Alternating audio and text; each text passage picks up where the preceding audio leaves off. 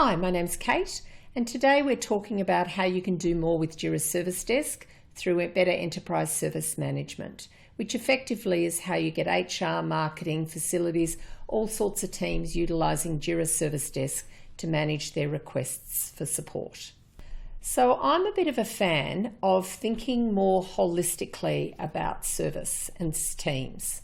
Traditionally, people think of service teams, the ones that are on the front line serving customers, but I like to think that all teams are here to service each other across an organisation, whether that's across to the customer or whether it's from one team to another team. So if we take that holistic view, we're talking about the principles of enterprise service management.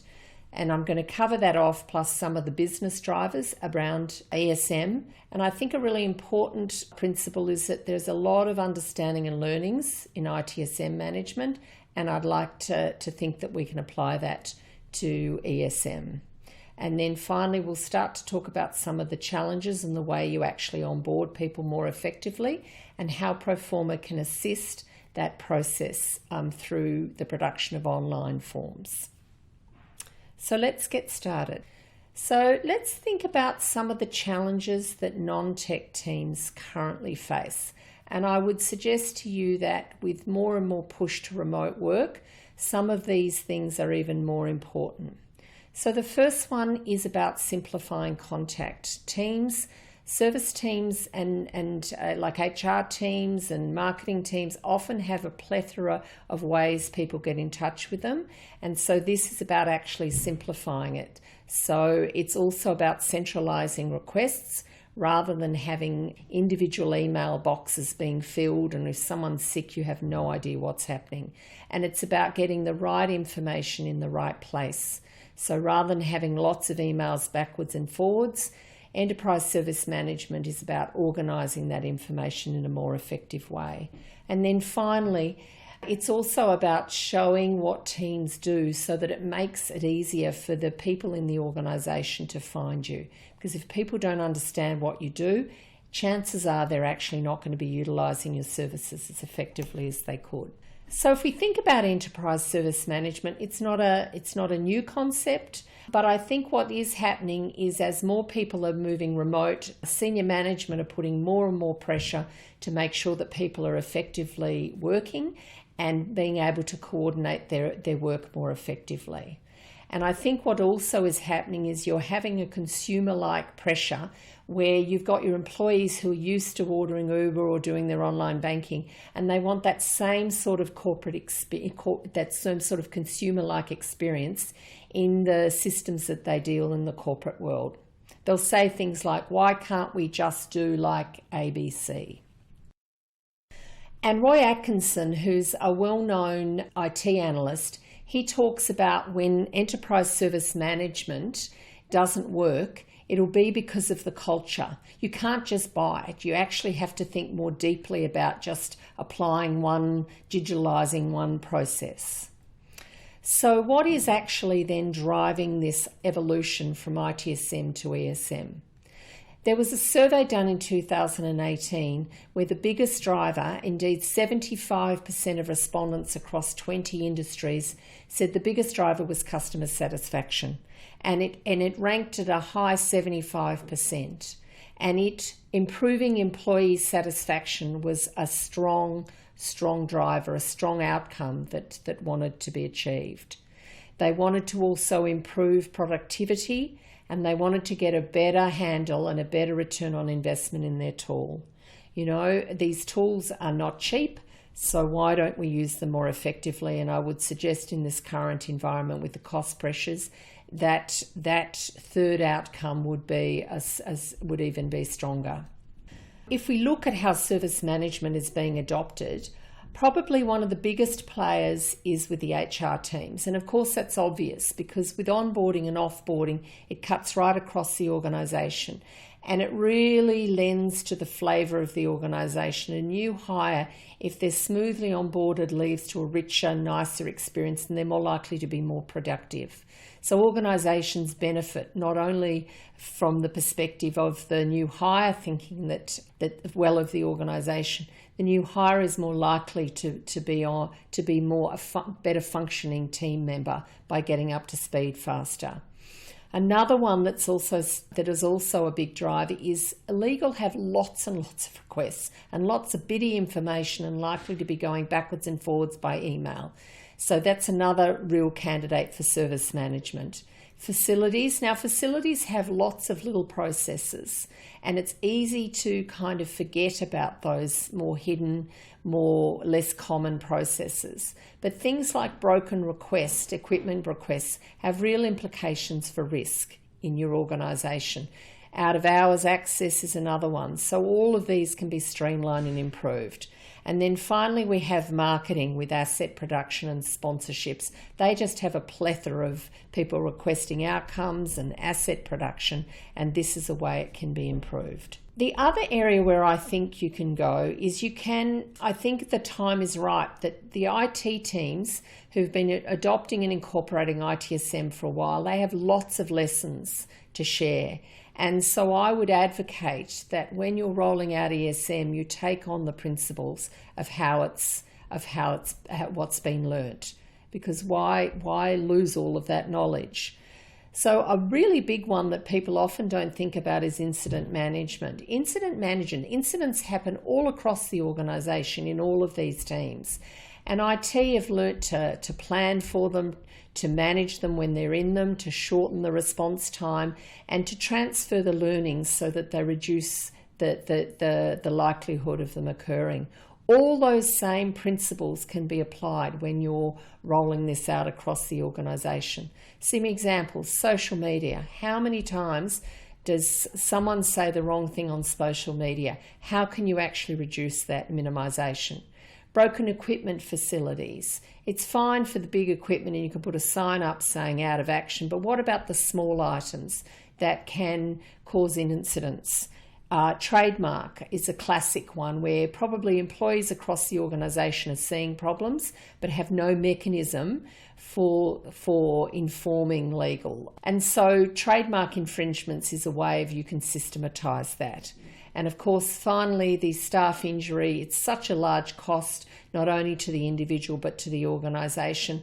And there is risk management, but if you could take that even further and apply the principles of learning, such as your Confluence playbooks, etc., how much more efficient and effective could that be managed? And so if we actually think about, well, what leads to success, I think, and I'm a people person, so I'll always probably put hands up on this first. But and I've seen this time and time again because I work with lots of organisations over many industries. And the things, and where I see the projects that are the most successful are ones that focus on the people and the process, not just the tools. The number of times I've heard IT guys say, oh, we've done the training, we've rolled the tool out, but people aren't using it. They've got shadow systems happening or they're going back to their old ways. You've got to start with the people. So in my mind, people, process, tools. You've got to get the right tool, mind you, but it's still that. So then what are some of the things that we've learnt over the period of time that we've watched this is, well, how can we actually improve this? Of course, the most obvious one is understanding workflow. Now, traditionally, you would look at your current process and map it, but I think what's also starting to happen now is teams are saying, well, how is everyone else using the process? Have they already done it? Why don't we see if our process can fit something that's already been built so we can actually get to this faster? So you can start to see that people are being much more flexible in the way they think about their own process, and they don't have as much ownership of that it has to be done this way. Some teams, and I've seen this with Spotify, is that they limit functionality so that they don't just roll everything out at once. So, for example, they might do a transition such as stuck in the email face-to-face and then they might just start with emails into Jira Service Desk rather than starting with the whole portal experience. Knowledge management can be introduced, and it's my experience that that's the area that usually gets undercooked and needs a lot of work, because this is where you really improve the experience for the employees, is having really good documentation, and that can often be undercooked. You can start to bring in your automation and your SLAs. And again, how and when you do this as an all-in-one or in phases really depends on your team and where they're at in their readiness to get started. And finally, the last one, I mean, we're not teaching you any new stuff here, people, but I'm just saying to you, you've got to communicate, and you've got to think of unusual ways for the key to stickiness. There's so much information in organisations now. How can you actually communicate this more effectively in a different way? So if we actually then take a step back and say, well, what are some of the challenges with Jira? Now, I love Jira and Jira Service Desk. I come from a business background, not a technical background, and initially I found it a bit harder to get my head around with all the schemes and screens, etc. But now I absolutely love Jira and Jira Service Desk as a tool for getting your work done. And a big one is getting the information in the right way. You know, I've seen comment chains go on forever, where there's nothing like actually organising that in a different way to have an improved experience. The second challenge is your customer fields. I've seen organisations' Jira performance really be degraded by just too much use of custom fields. And the third area is when you're dealing with non-tech teams, they have to be able to maintain these systems and adapt them, because by then, if they can do that themselves, they are more likely to be invested as opposed to someone just doing it for them. Which brings me to Proform. What is Proform and where does it fit? So that's the tool that my team has built, and what it is, it's a user-friendly online form and checklist form builder for Jira.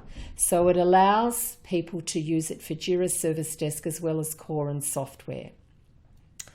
And so if you take a look at what it can do, is it allows you to do lovely, rich, beautifully designed forms in Jira to capture your information using fewer Jira fields, using conditional logic, and you can design this down at a project level, admin level.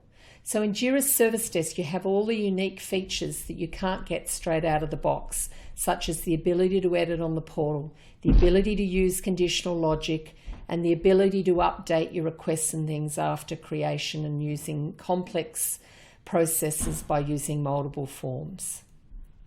So now let me show you some of those examples of workflows and use cases that we have in the marketplace. Proform has developed two apps. One is a free version, Proforma Lite, maximum of 3 forms, and a fully paid version which has a few more features, and that's Proforma. We also have done some free workflows that you can utilize from the marketplace. And these workflows, if I show you the HR one, the HR, we give you the workflow, we also give you the forms. And we've done some handy use cases so that if you take a look, you can see that there's a tutorial, online tutorial, there's the steps of how you would do it, the key actions, and you can also see here that we've done a workflow for you and you can choose to adapt it, and we've got some forms that have already been built. And these forms can actually be, if you're in Server, you can copy them straight in from your demo, and you can see here that this is the demo version that we have, and you can select whichever team you want to be using. So in this case, if I do marketing, and you can see here I've got a sponsorship request. And all you have to do is select, copy, and control right across, and you can paste those forms straight in as a working form straight into your instance. So that'll speed up your design. We're continuing to develop the types of forms so that it make it easier for you to get a bit of a jump start. And we also then can allow you to design the forms as you need yourself. So this is a really good option to avoid the plethora of comments in the comment chain. to have incorrect data in the original request, and you have to scroll through the comment change to find the right data. So by using Proform, you capture your information in a much nicer way, as well as the ability to edit and change things as you need. It's very easy to use, and you can get started in no time at all. So I've taken you through the example workflows, and you can find the use cases where it's all outlined, the forms and the workflow and some tutorials. And those tutorials can be in 25 languages, and you can use ThinkTilt use cases at thinktilt.com/use cases. And finally, we have an ESM book that's free and available to download on the website. And thank you so much for taking the time to have a look at Proforma and to discuss how enterprise service management could possibly be used in your organisation. Thank you.